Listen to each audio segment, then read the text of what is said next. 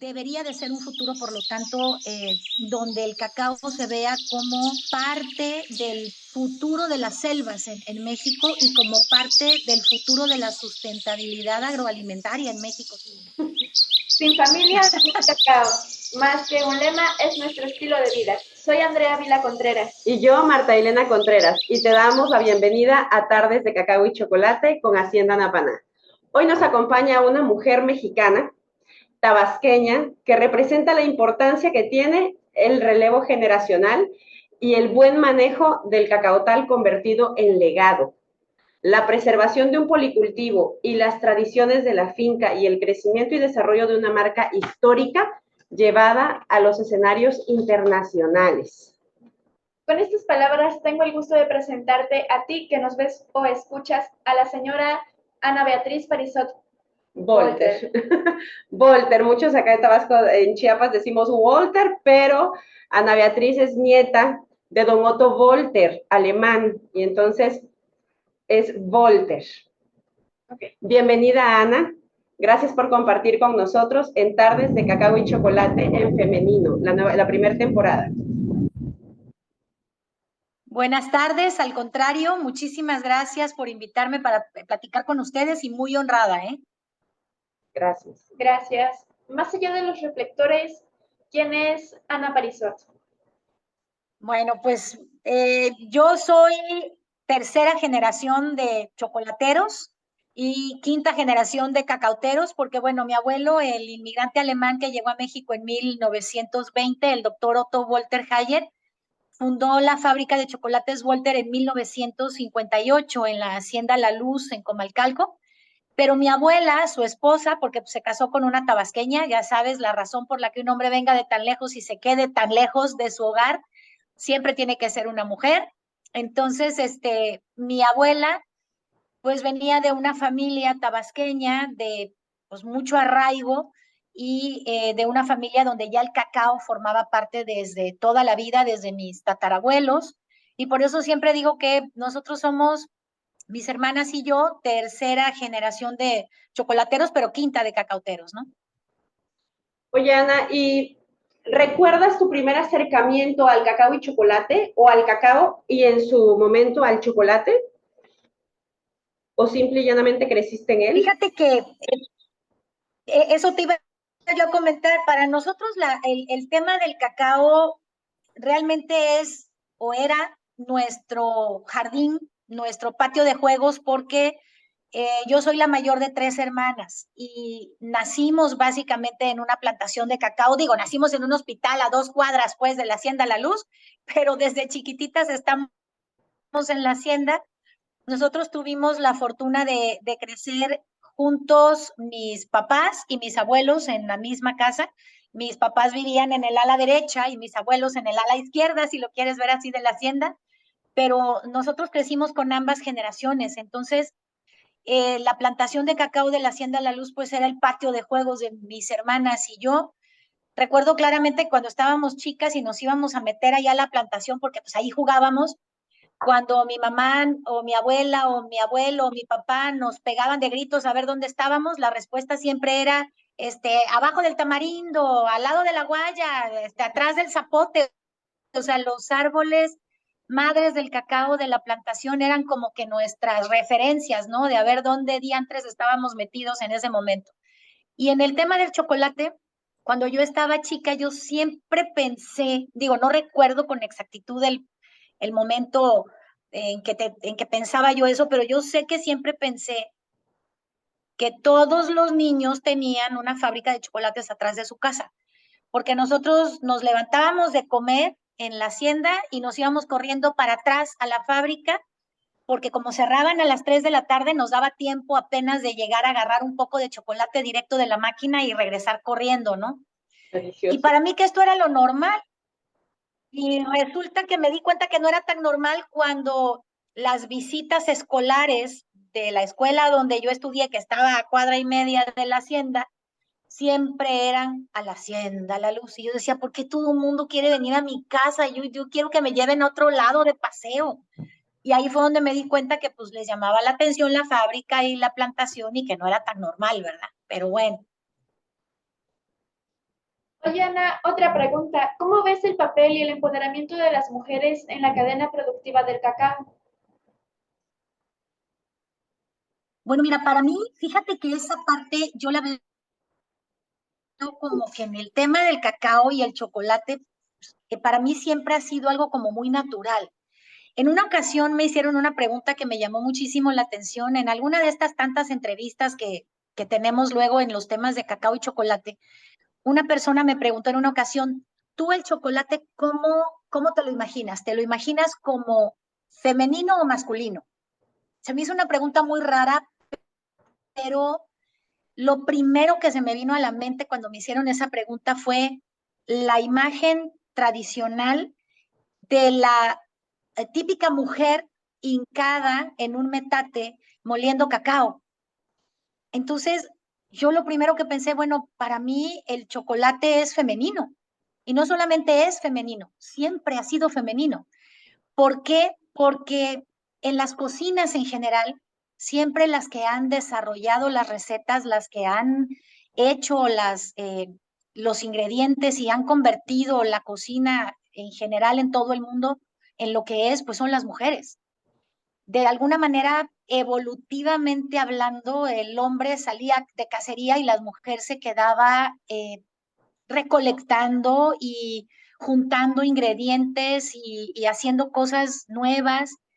Y también las mujeres de alguna manera fueron las que iniciaron con la siembra y la cosecha, ¿no? Porque pues se les caían semillas de las que usaban para moler y se empezaron a dar cuenta que ahí crecían matitas y que entonces a lo mejor podían tenerlas más cerca y no tener que ir a recolectarlas tan lejos. Y poco a poco se fue dando la agricultura y se fue dando eso en las cocinas. Entonces, para mí, la mujer siempre ha estado. Ahorita el tema del empoderamiento, yo creo que es más como un reflejo de cómo la sociedad está volteando a ver a las mujeres ya como parte protagónica. Pero la realidad es que siempre han estado ahí y han sido las creadoras de todo esto, ¿no? Entonces, para mí, el chocolate siempre lo veo en femenino y siempre lo veo con una mujer haciendo las cosas, ¿no?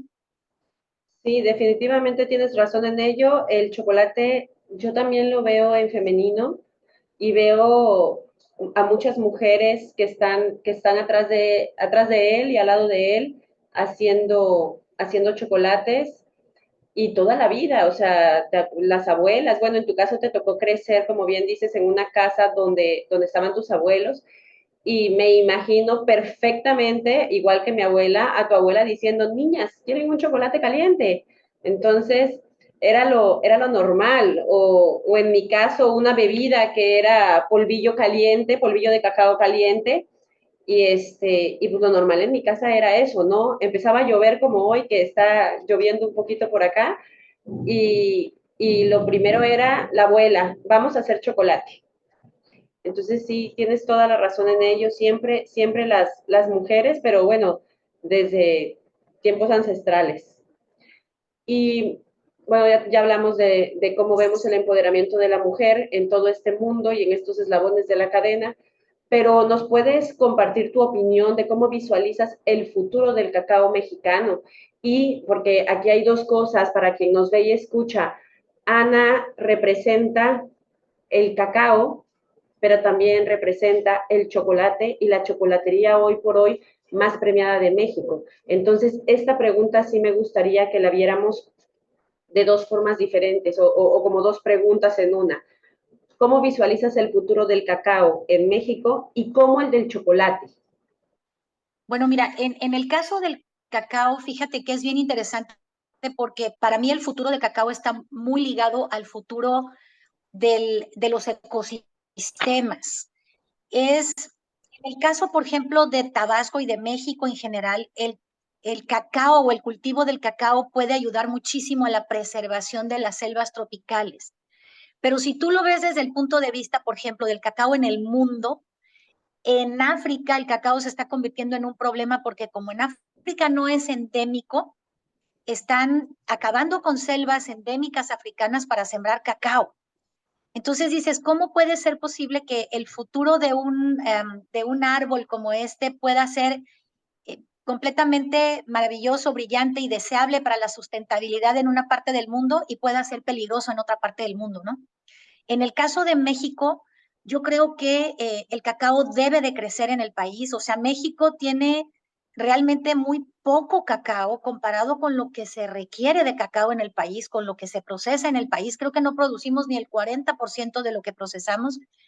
Debería de ser un futuro, por lo tanto, donde el cacao se vea como parte del futuro de las selvas en México y como parte del futuro de la sustentabilidad agroalimentaria en México también. Porque el cacao es un cultivo maravilloso por ser un cultivo tan incluyente. Tú puedes sembrar cacao y al mismo tiempo en la misma plantación y en la misma tierra tener mangos, zapotes, guanábanas, cítricos, puedes tener chiles, hoja de to, matalí, vaya un montón de cosas que el cacao te permite, y no solamente te permite, sino que el cacao a veces necesita para poder producirse de una mejor forma. Y por lo tanto, para mí, las plantaciones de cacao en el caso de México son sumamente importantes y deberíamos de estarlas promoviendo para promover también el cultivo de las selvas. Eso por un lado. Pero por otro lado también veo un poquito complicado porque el tema del cambio climático también afecta mucho a las plantaciones de cacao. La mayoría de los cultivos en México siguen siendo cultivos de temporal y por lo tanto dependemos muchísimo de cómo está el clima y de qué pasa en el mundo y de los aumentos de temperatura y de la constante concentración de las lluvias y la ampliación de los periodos de sequía y todo eso afecta. Entonces yo veo por un lado un futuro que puede ser muy prometedor si verdaderamente le metemos los kilos, pero por otro lado veo un futuro incierto por el tema del cambio climático. Eso por un lado. Pero por el tema del chocolate, el chocolate es la golosina por excelencia en el mundo. Entonces, lo más probable es que el chocolate pues siga siendo la golosina por excelencia, además de que conforme pasa el tiempo vamos encontrando más utilidades en el chocolate como un alimento funcional, vamos encontrando que el chocolate puede ser muy versátil y lo podemos usar en cosas saladas, entonces yo veo un muy buen futuro para el chocolate, pero ojo, el chocolate que verdaderamente está hecho con cacao, el chocolate que verdaderamente tiene una trazabilidad, que tiene sustentabilidad en el cultivo del cacao, ese es el chocolate que debería de verse hacia el futuro. Porque desafortunadamente, al ser la golosina por excelencia y tener un mercado tan grande, también es uno de los productos pues, que más se adultera, ¿no? Que más tiene cosas como grasas, trans y otro tipo de cosas. Y en el ánimo de seguir vendiendo chocolate, pues se hacen chocolates que no necesariamente son con cacao y que no necesariamente ayudan al organismo, sino que al contrario lo perjudican. En fin, todo esto creo yo que debería de plantearse un futuro hacia la trazabilidad del producto del campo, en este caso el cacao, en el chocolate, y hacia productos más funcionales. A final de cuentas, creo que el futuro de la alimentación en el mundo está yendo hacia allá, hacia alimentos más orgánicos, hacia alimentos más buenos para la salud y demás. Y yo creo que el chocolate tiene que ir tendiendo para allá también.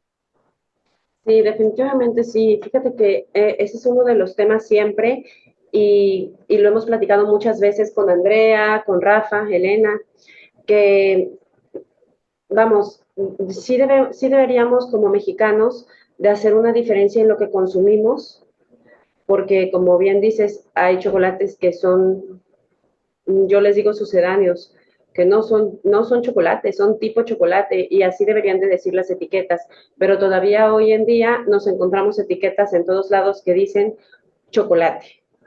Y como productores de cacao y como chocolateros, probamos y obvio sabemos que eso con trabajo y tocó el cacao por ahí.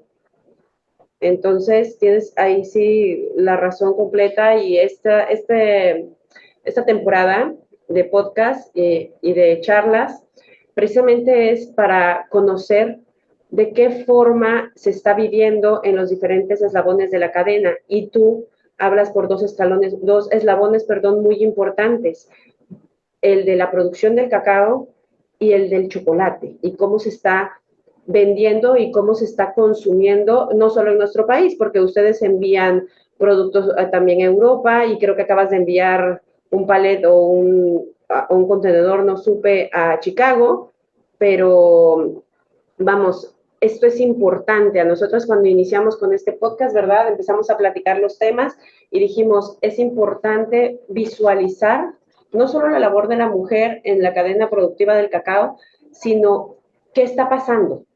¿Qué está pasando para ver de qué forma podemos pues hacer un cambio? Y si no lo logramos nosotros como productores y chocolateros, pues es la forma de llegar al consumidor y que valoren el chocolate de calidad mexicana. Fíjate que es bien importante lo que estás diciendo. Dime. Me recordaste algo, perdón, que te interrumpí, adelante, adelante. No, dinos. Te decía que es bien importante, me recordaste algo que acaba de pasar. Acabamos de mandar producto de nuevo a Francia en la exportación esta que tenemos ya 4 años haciendo al pueblito, a Cancale, en Francia, con este chef. Y me llamó la atención porque en este último envío, antes de hacer el envío, el chef nos pidió una cosa más que tenía que anotar él en toda la documentación que le pedían en Francia, y era la geolocalización de las plantaciones de cacao de las cuales estábamos sacando el cacao para el chocolate que ellos nos estaban comprando.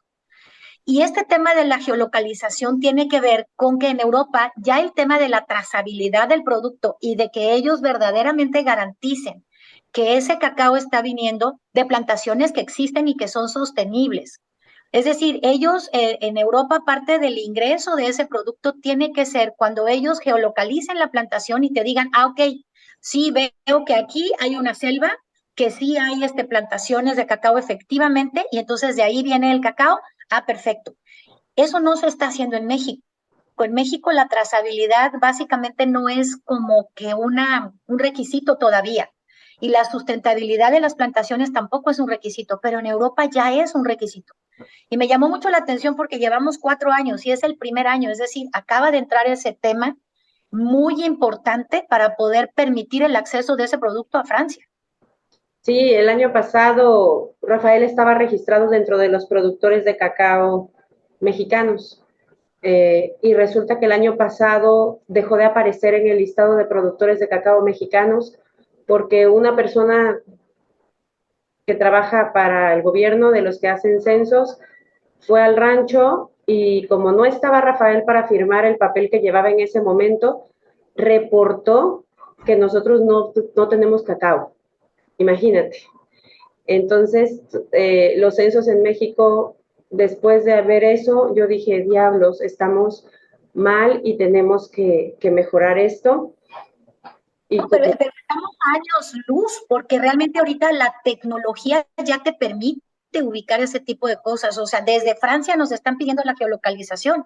Quiere decir que no necesitan que yo les firme ningún papel o que el productor les firme ningún papel. Ellos, por los avances tecnológicos, ya pueden verificar lo que les estamos diciendo es verdad o no, ¿no? Sí, entonces, la tecnología aplicada a este tipo de cosas creo que es importantísimo, ¿no? Nosotros precisamente enviamos esa información a los productores a los clientes que son chocolateros, y es la ubicación exacta con coordenadas de dónde está la plantación. Y justo es eso, ellos lo pueden ver donde estén. Bueno, tengo otra pregunta. Así es. ¿Un consejo para los nuevos productores y chocolateros que están como yo iniciándose en este camino? Uy, mira, es bien importante, sumamente importante esa pregunta, porque el relevo generacional en el tema tanto del cacao como del chocolate es algo que es como un talón de Aquiles. Es bien sabido que los cacaoteros, tanto en Tabasco como en Chiapas y en los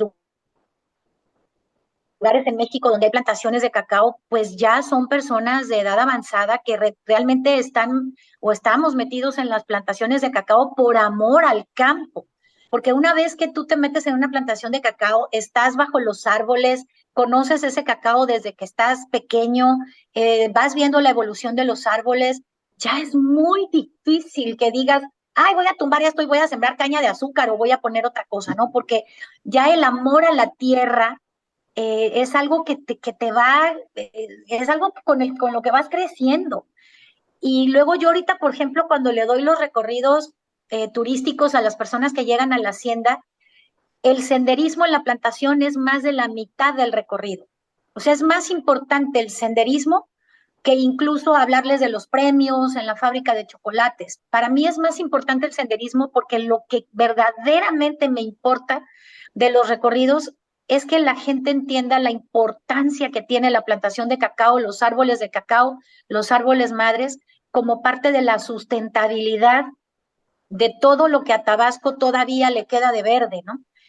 Y al hacer eso, la idea es poder sembrar precisamente en las nuevas generaciones, porque llegan muchos estudiantes, la idea de que cosechar cacao, cultivar cacao, cuidar el campo es básica para el futuro de la civilización humana. O sea, te lo pongo así de drástico. Es increíble que Tabasco ha perdido el 98% de sus selvas originales. Parte de lo que todavía se conserva de selva tiene que ver precisamente con esas plantaciones de cacao de la zona de la Chontalpa que preservan los árboles madres. Entonces, para las nuevas generaciones es muy importante entender que siempre, siempre vamos a necesitar comer y beber. Y para comer necesitas de la tierra. Y para beber necesitas el agua.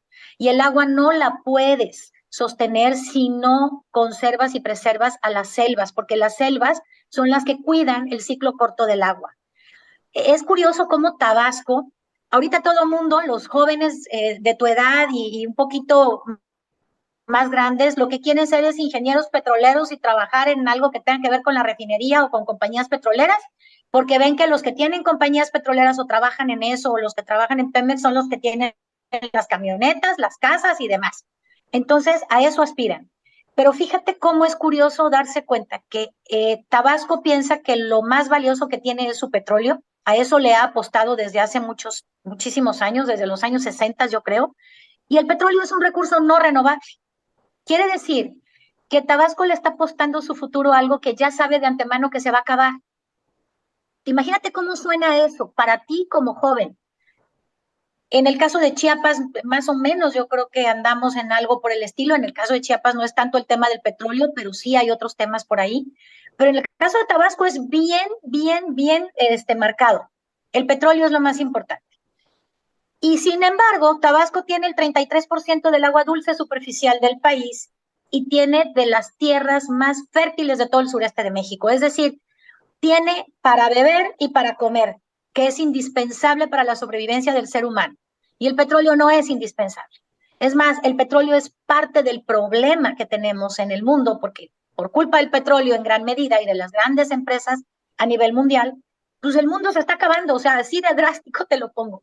Entonces es sumamente importante sembrar en las pequeños, en las futuras generaciones, el nivel de urgencia de que aprendan a trabajar la tierra, de que aprendan a amar la tierra, de que se den cuenta que aquellos que están trabajando con las plantaciones de cacao, que aquellos que están trabajando el campo, son los que van a alimentar a las futuras generaciones.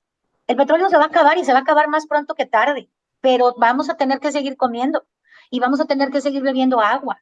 Entonces, creo que lo más básico que podemos hacer por nuestras juventudes es enseñarles a amar y a trabajar la tierra. Sí, definitivamente sí. Sí. ¿Podrías contarnos un poco de lo que haces en Hacienda La Luz? Bueno, mi trabajo básicamente es, mi trabajo de todos los días, pues, es recibir a grupos de estudiantes, recibir a grupos de turistas, a grupos de extranjeros, a familias, para darles un recorrido por la plantación de cacao bajo el lema de la ruta del cacao al chocolate. Es un recorrido que dura más o menos 1 hora 40 minutos. A veces me pico, cosa que es bastante común y puede durar más de 2 horas. Pero la idea es, mi objetivo principal participar. Yo lo divido en dos. El primero es preservar los ecosistemas cacautales de la Hacienda La Luz, porque nosotros estamos en pleno centro de la ciudad, estamos rodeados por la mancha urbana. Somos básicamente un pulmón de Comalcalco y ese hecho de que estemos rodeados por la mancha urbana y que además somos la parte más alta de la ciudad, es decir, la Hacienda La Luz no es una zona inundable, son 50 hectáreas, y por lo tanto mucha gente piensa que estamos locos porque deberíamos estar haciendo un centro comercial en lugar de estar cuidando arbolitos, y bueno, es entendible, ¿no? Pero para ustedes y para mí, que sabemos perfectamente de qué estamos hablando, es completamente impensable tumbar esos arbolitos para hacer un centro comercial.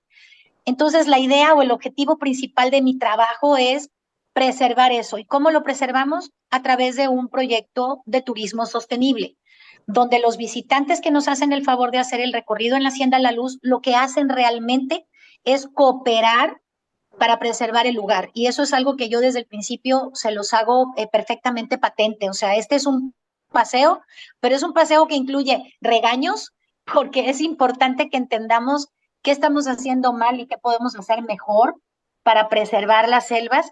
Y es un paseo que incluye conocimiento y cultura ancestral. Y es un paseo donde lo que ustedes están pagando por entrar, lo están pagando para preservar. Y como son parte de esa preservación, lo más importante que tienen que conocer es lo que están ayudando a preservar. Por eso la parte del senderismo en plantaciones es la parte básica, es más de la mitad del recorrido. Y ese es mi trabajo diario. Me causa gracia porque, bueno, también en la fábrica, lógicamente trabajo en la fábrica cuando es necesario que yo entre ahí de bateador emergente para hacer algunas cosas en la fábrica, pero por lo regular mi tema es turismo.